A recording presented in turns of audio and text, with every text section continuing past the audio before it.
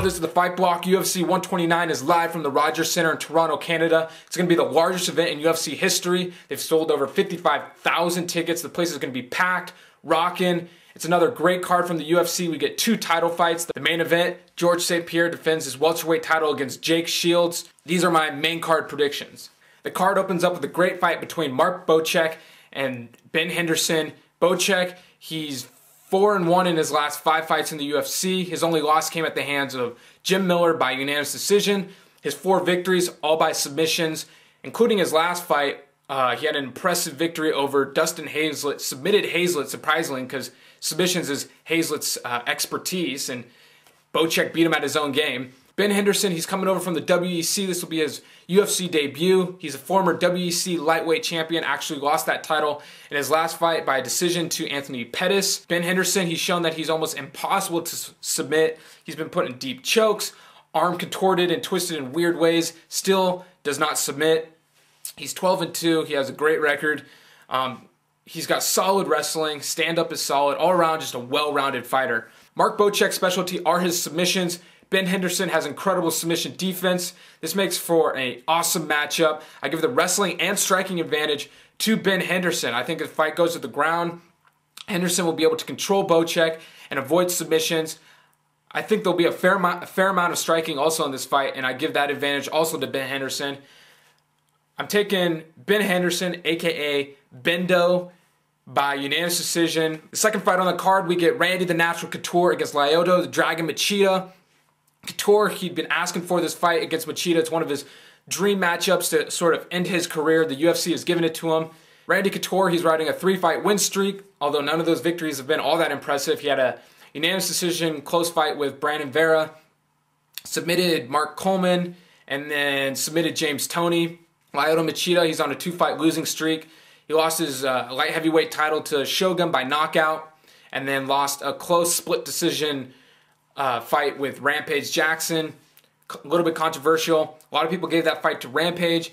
I personally gave that fight to Machida. I thought Machida won rounds 1 and 3, but the judges liked Rampage's aggression, I guess, and so they gave rounds 1 and 2 to Rampage. But I felt Machida won that fight.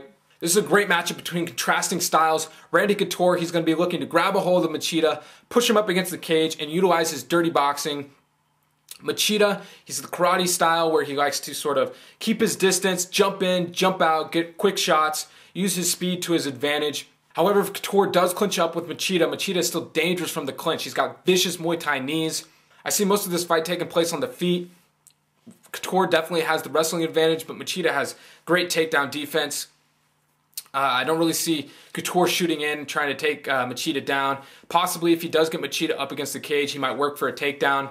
You know, I think Couture's nearing the end of his career. He's turning 48 in June. He has voiced interest in pursuing an acting career. And really, he's also mentioned that he's not so much interested in going for the title, even though he's on a 3-fight win streak. He simply just is looking to take on novelty fights. We saw that against James Toney. He considers this fight with Machida a novelty fight. And if he does, in fact, lose to Machida, I think this could quite possibly be the last time we see the Natural inside the octagon. I'm not sure what's left for him if he does lose. I'm picking this fight. I'm taking Lyoto Machida by second round TKO. I think he'll be able to keep the distance, avoid Randy's takedowns, and even if he is taken down, I think Machida will be able to get back to his feet. If Couture is able to clinch with Machida, I'm not sure he's going to have a huge advantage with his dirty boxing because, I mean, like I said, Machida is also dangerous from the clinch. So overall, I just think Machida is just going to be too young and too fast for Couture, and I'm taking Machida, second round, TKO. In the next fight on the card, Jason Brills takes on Vladimir the Janitor Mashushenko. This is the toughest fight to call in my opinion. Both guys are wrestlers. Jason Brills, he's coming off an impressive loss to Antonio Rogerio Nogueira. I believe he stepped into that fight on short notice, and he arguably won that fight. He lost a split decision, but he really out-wrestled Nogueira, got that fight to the ground, was able to avoid submissions, but I haven't seen the fight in a while, but I just remember being pretty shocked when Nogueira got his name called. So Brills, he's a tough fighter. Mashushenko, He's got a lot of experience. He's fought a lot of top talent. He's 4-1 in his last 5 fights, and that only loss came at the hands of John Jones. I'm going to give Matyushenko the experience advantage. I just think he's fought more top talent. I think he'll be able to match his wrestling with Brills, and I give the striking advantage to Matyushenko. So my pick for this fight, I'm taking Vladimir Matyushenko by unanimous decision over Jason Brills. In the co-main event of the evening, Jose Aldo makes his UFC debut, defends his featherweight title against challenger Mark Hominick. Hominick, he's a Canadian, so the place will be rocking for him. Jose Aldo, he's 18-1. He's won his last 11 fights. Mark Hominick, he's already had 1 fight in the UFC. His last victory, he knocked out George Roop to earn himself this title shot. Both fighters are well-rounded mixed martial artists. Jose Aldo, he's one of the pound-for-pound best fighters in the world, probably 3rd behind Anderson Silva and GSP. He's got vicious stand-up. He will chop you down with his leg kicks. And he's also a black belt in Brazilian Jiu-Jitsu. Mark Hominick, he's got solid stand-up. He enjoys a good brawl. He can take a beating, and he can also deliver one. He also has several submissions to his credit, so he's also dangerous on the ground. Jose Aldo is coming off an injury. He hasn't fought since September of 2010, but I think he'll come into this fight 100% and in shape. I just think Aldo's on another level compared to Hominick. He's fought far better talent in the featherweight division. He's got victories over Mike Brown, Uriah Faber, and Manny Gambarian in his last 3 fights. Mark Hominick, he's on a 5-fight win streak, but he has not fought nowhere near the talent that Jose Aldo has. I just think Aldo's far more experienced, has far more skills and tools to utilize. We haven't seen Jose Aldo submit anyone recently. He's finished a lot of his opponents by decision and TKO knockouts, but I think Jose Aldo submits Hominick. I think Jose Aldo, will dominate the stand-up, utilize the leg kicks, and wear Hominick down and force Hominick to try for a takedown. And then once the fight goes to the ground, I think Jose Aldo will utilize his jiu-jitsu and find a way to submit Hominick. I'm taking Jose Aldo by submission, round 3. Hominick, like I said, he does enjoy a brawl. He brings it. He's a tough, durable fighter, so I think this will be a great fight. But I just see Jose Aldo taking the win. Jose Aldo, 3rd round, submission. In the main event of the evening, Geroges St-Pierre defends his UFC Welterweight Championship against Jake Shields. This is a fight that's been talked about for a long time, back when Shields was Strikeforce champion and GSP was UFC Welterweight champion. A lot of people wanted to see these two collide, and so now we get it. Jake Shields, he hasn't lost in 6 years. He's coming off of his UFC debut against Martin Kampmann. Didn't look all that impressive. He won a split decision. A lot of people said that Kampmann could have won that fight. Pretty much Jake Shields gassed near the end of the fight and just overall just not an impressive UFC debut. Needless to say, it earned him a UFC title shot. And before the Martin Kampmann fight, he beat Dan Henderson, defended his middleweight championship in impressive fashion. He was able to weather the first round storm against Dan Henderson, where Henderson dropped him with a huge right hand. And then he just came back and just made Dan Henderson look silly in the grappling department. Just got him mounted pretty much 2nd, 3rd, 4th, and 5th round. Worked his way to a decision. That was very impressive. But I think the weight cut down from middleweight to welterweight really hurt. Took a toll, I should say, on Shields going into his fight with Kampmann. Just, like I said, gassed in that fight and was lucky to pull off the win. GSP, I mean, what needs to be said? He's arguably #1 pound-for-pound fighter in the world. He's defended his title in dominating fashion over the likes of Josh Koscheck, John Fitch, BJ Penn, Thiago Alves, Dan Hardy. Just absolutely dominated all these top contenders. And the only issue with GSP and what's really kind of holding him back from taking that #1 spot in pound-for-pound rankings is he's just unable to finish fights as of late. He's won all his past title defenses that I just rambled off, other than BJ Penn. He TKO'd BJ Penn, but he technically didn't finish him. BJ Penn quit in the 4th round, but all those title defenses came by way of decision.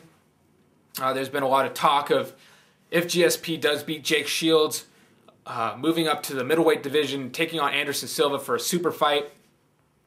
But as of late, I don't know. It seems like the talks have died down, and Yushin Okami might take on Anderson Silva at UFC Brazil. But, I mean, really, I think the only way that this fight does happen, GSP against Anderson Silva, is if GSP goes out there and finishes Jake Shields. If GSP wins another slow-paced decision win, I mean, no one wants to see that super fight. I mean, we do want to see that super fight, but, I mean, you got to get pumped for it. Anderson Silva is coming off of that sweet knockout victory over Vitor Belfort, and GSP just really hasn't had a highlight finish to really boost the excitement for this potential super fight. So I really think GSP needs to go out there and finish Shields, make a statement. If this fight does remain standing, I give a huge striking advantage to GSP. This is just a side note, but I believe I was watching Bully Beatdown a few years ago, and Jake Shields was the guest to beat down the Bully and was unable to finish the Bully in 5 minutes in the striking department. Jake Shields, really, that's the weakness of his game, is his striking. Both him and GSP are wrestlers, so this can make for an interesting collision, but I still give GSP the wrestling advantage. He's got some crazy stat for the amount of time that he's spent on his back, which is a very small amount. So even if Shields does get this fight to the ground, I just see it being tough for him holding GSP down. But, I mean, then again, Shields did make Dan Henderson look silly on the ground, and just, I mean, Shields is cream of the crop top when it comes to grappling. So if this fight does get to the ground, it could be very interesting. But I see GSP being able to utilize his wrestling to keep this fight standing. Shields, he doesn't have so much the explosive wrestling takedowns, but more sort of relentless, grab a leg and squeeze the opponent down to the ground. I just think GSP is just going to be too strong, and I just think he holds the wrestling advantage over Shields and will be able to keep this fight standing and will pick Shields apart on the feet. I see Shields sort of gassing near the third rounds. I think this fight goes late into the fight, but I think GSP will come out, and I think he will finish this fight. My pick for this fight, I'm taking GSP by 4th round, TKO. I think Shields will start to gas, and GSP's relentless striking pressure will just wear Shields down, and GSP will pounce on him and finish him off. So GSP, 4th round TKO, and I think after this fight, a lot of people are going to be talking about the GSP Anderson Silva mega fight. I don't know if it'll be at a catch weight or if, in fact, GSP will make the move up to middleweight, but that would be awesome. Awesome headliner for Brazil for the middleweight championship. This is the Fight Block. Those are my UFC 129 predictions. Another great card by the UFC. Some awesome matchups. You can check out my blog where I post other mixed martial arts related videos. Follow me on Twitter. I'll post those links in the description box. Subscribe. Thanks for listening. Peace.